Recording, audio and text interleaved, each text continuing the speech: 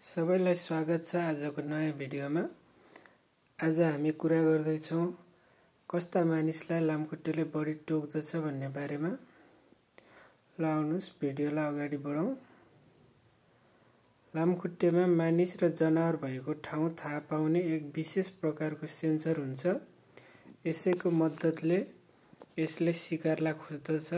यस अलावा अन्यको तुलनामा कसैलाई बढी लामखुट्टेले टोक्छ भने लामखुट्टेलाई के कुराले आकर्षित गर्छ त? यी हुन् केही कारणहरू। धेरै पसिना आउने मानिसप्रति लामखुट्टेलाई आकर्षित गर्दछ। लामखुट्टेलाई आवश्यक पर्ने सबै कुरा पसिनामा पाइन्छ, त्यसैले यो आकर्षित बन्दछ। महिलाको तुलनामा पुरुष र बच्चालाई र यी दुईको तुलनामा पनि वयस्कलाई लामखुट्टेले धेरै टोक्ने गर्दछ। लामखुट्टे शरीरको तापक्रम मार्फत आफ्नो शिकारको खोजी गर्दछ। लामखुट्टेले तातो शरीर भएका मानिसहरूलाई सजिलै पत्ता लगाउँछन्।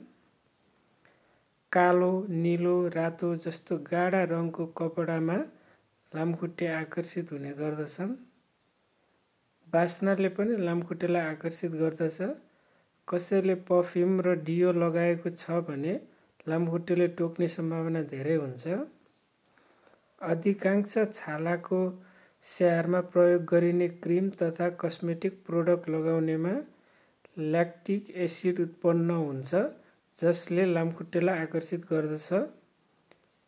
यदि कसैमा कोलेस्ट्रोलको स्तर धेरै छ भने उनीहरूलाई लामखुट्टेले धेरै टोक्छ।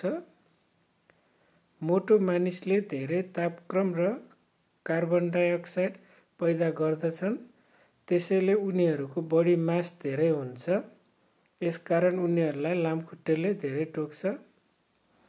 लामखुट्टेले शरीरको गन्ध मार्फत पनि मानिस भएको ठाउँ थाहा पाउँछ।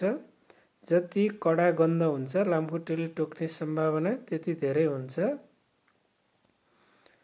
गर्भवती महिलाहरूले बढी कार्बन डाइअक्साइड फाल्छन् र उनीहरूको शरीरको तापक्रम पनि उच्च हुन्छ, जसले गर्दा उनीहरूलाई लामखुट्टेले टोक्ने सम्भावना बढी हुन्छ। हामी धेरैलाई थाहा नहोला, तर मानिसलाई हामीलाई टोक्ने लामखुट्टे पोथी मात्र हुन्छ।